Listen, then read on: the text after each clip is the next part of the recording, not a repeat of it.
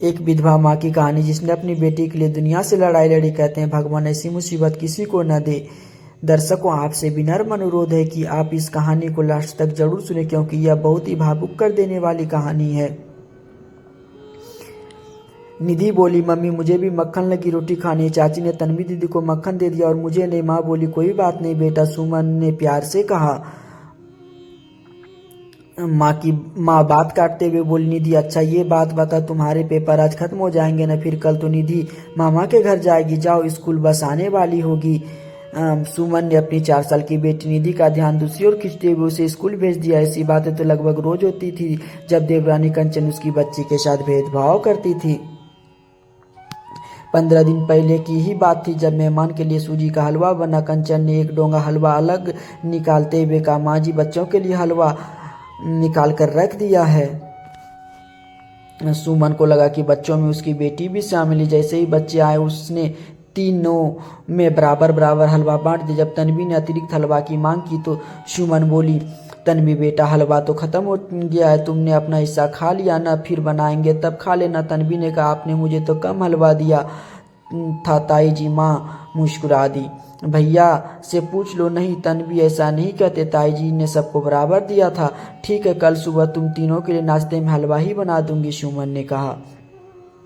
पर कंचन इस बात का इतना बतंगड़ खड़ा कर दिया कि सास ने भी सुमन से कह दिया, बहू याद रखना, कमाने वाले केवल रवि औरत को समझौता करने पड़ते हैं। सास की बात सुनकर सुमन का मुंह खुला का खुला रह गया। कैसी दादी अपनी पोतियों में भेदभाव करती, बस इसीलिए कि निधि आज बिना बाप के रह गई है। सुमन और रवि तो संतान की आस खो चुके थे, पर उन्होंने देवर के दोनों बच्चों को अपनी औलाद मान लिया था। पर ईश्वर की लीला कौन समझ सकता है। जब निधि के आने का समाचार मिला तो रवि सुमन के साथ माँ जी पिताजी खुशी से झूम उठे। निधि के जन्मदिन पर रवि ने कुआं पूजा की रस्म धूमधाम से मनाई। माँ जी कह रही थी कि तुम्हारी कोई लड़की अनोखी नहीं हुई है। सुमन बोली, हाँ मेरी लड़की अनोखी है, जिसके जैसे भाव होते उतना ही सोच सकते। मेरे लिए लड़का लड़की में कोई अंतर नहीं। रवि ने जन्मोत्सव खूब धूमधाम से मैंने सभी रिश्तेदार की खूब आभगत की, पर पता नहीं किसी की कैसी काली नजर लग गई या उससे कोई गलती हो गई है। भगवान की लीला को कौन समझे। निधि 2 साल की ही थी। एक दिन रवि ग्राहकों से मोल भाव करते करते अचानक गिर पड़े। इतना जबरदस्त हार्ट अटैक आया कि फिर उठने पर सुमन का हंसता खेलता परिवार उजड़ गया। भैया सुमन और छोटी निधि को अपने साथ ले जाना चाहते थे, पर बड़ी ननद ने कहा, सुमन तुम्हारा घर या तुम्हारा अधिकार है। उसने समझाया, मायके जाने की गलती होगी। आज निधि छोटी है लेकिन कल बड़ी होगी, उसे सब कुछ चाहिए होगा। मायका छोड़कर मत जाना। सुमन ने वही निर्णय लिया कि वह अब इस घर को ही अपना संसार बनाएगी। उस दिन से सुमन ने मन मारकर जीना सीख लिया। वह जितना समझौता करती जा रही थी उतना ही फरमाइशें बढ़ते जा रही थी। जब माँ जी ने भी उनसे अनचाहा बोझ समझने लगी। सुमन होली के लिए गुजिया बनानी शुरू कर दो, बेटियों के घर सामान भेजना। कंचन आज कपड़े खरीदने जाएगी। सुमन चुप रही। वह पूछना चाहती थी कि रसोई में हमेशा मैं ही क्यों। शाम को तन्वी ने नई ड्रेस पहनकर दादी को देखा। सुमन को जब पता चला कि कंचन ने बच्चों के लिए कपड़े खरीदे, वह 2 दिन तक इंतजार करे, पर निधि के लिए कुछ नहीं आया। जब कंचन ने मीनू का पुराना लहंगा दिया, भाभी नया ही है, निधि पहन लेगी, बस नीचे से थोड़ी लेस उधड़ी हुई सिलाई कर देना। सुनकर सुमन के तन में आग लग गई। क्या साल भर के त्योहार पर भी मेरी बेटी के लिए नए कपड़े नहीं? दिवाली पर भी ऐसा ही हुआ था। हर बार पुरानी चीजें बस निधि के हिस्से में ही क्यों? आज सुमन की आंखों से नींद कोसों दूर थी। उसके पास में सोई हुई निधि के सिर पर हाथ फेरा, आंख में आया पानी पोंछा, मन ही मन ईश्वर को प्रणाम करके बिस्तर पर लेट गए। अगले दिन सुबह समय से पहले ही उनकी आंखें खुल गई। हर रोज की तरह वह सास ससुर के लिए गर्म पानी लेकर गए। पानी देने के बाद बोले, पिताजी क्या मैं आपसे कुछ कह सकती हूँ? बोलो बहू, क्या कहना चाहती हो? पिताजी मैं आज से शोरूम पर जाकर रवि की जिम्मेदारी संभालना चाहती हूँ। ये क्या कर रही हो तुम? क्यों जाएगी? लोग क्या कहेंगे? माँ जी, मैं को गलत काम करने के लिए नहीं कह रही हूँ। मैं केवल इतना कहना चाहती हूँ कि जो जिम्मेदारी भी संभालते थे आज से मैं संभालूंगी। थोड़ा अनुभव हो जाएगा तो अपने पति का अधूरी जिम्मेदारी खुद निभाऊंगी। इतना कहकर सुमन चाय बनाने चलेगी। 10 बजते बजते सास ससुर ने अभिषेक से यह बात कह दी। उस वक्त अभिषेक ज्यादा कुछ नहीं बोला, पर कंचन और माँ जी ने बहुत हाय तौबा मचाई। मैं किसी के बच्चे का ध्यान नहीं रखूंगी। लड़की 3 बजे स्कूल से आ जाती, रात में 9-10 बजे तक कौन संभालेगा? सारी जिंदगी हो गई है, मुझे चैन नहीं पड़ेगा। कंचन मेरी बेटी, मेरी जिम्मेदारी, इसलिए इसके बारे में मैं खुद सोचूंगी। अगर निधि की दादी सहायता करेगी तो ठीक है, वरना मैं तुम्हारे ऊपर कोई बोझ नहीं डालूंगी।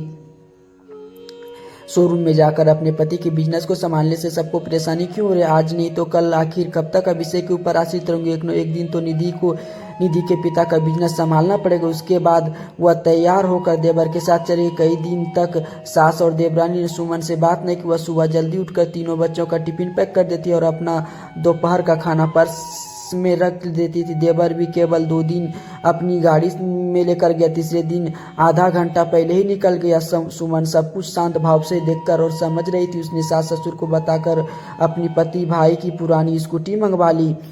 शोरूम जाने से पहले सुमन निधि का खाना और कपड़े माँ जी के पास रख जाती। शायद वो स्कूल के लिए कपड़े बदलवाकर खाना खिला ही देगी, पर जब बुरा समय आता तो भगवान कठिन परीक्षा लेते। 2 दिन देखा, रात के 9 बजे तक निधि स्कूल की वर्दी पहने बैठी हुई थी। हाँ, खाना वह खा लेती थी। सुमन हर चीज को धैर्यपूर्वक संभाल रही थी।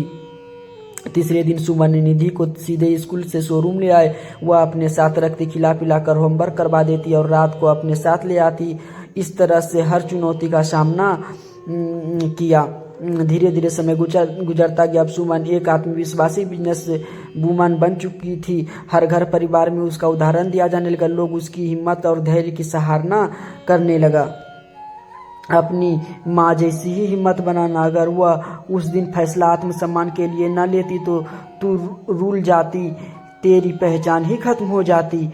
मेरी बच्ची, अपने दादा के आधे कारोबार की तू मालकिन है। निधि मेरे रवि और सुमन की पहचान बनना। एक फैसला आत्मसम्मान के लिए सदा हिम्मत और साहस बनाए रखना। इस कहानी से हमें यह सीखने को मिलता है, औरत का अस्तित्व केवल उसके पति या परिवार पर निर्भर नहीं करता। जब वह अपने आत्मसम्मान और हिम्मत से आगे बढ़ती है तो वह अपनी और आने वाली पीढ़ी की जिंदगी भी बदल सकती है या बदल देती है।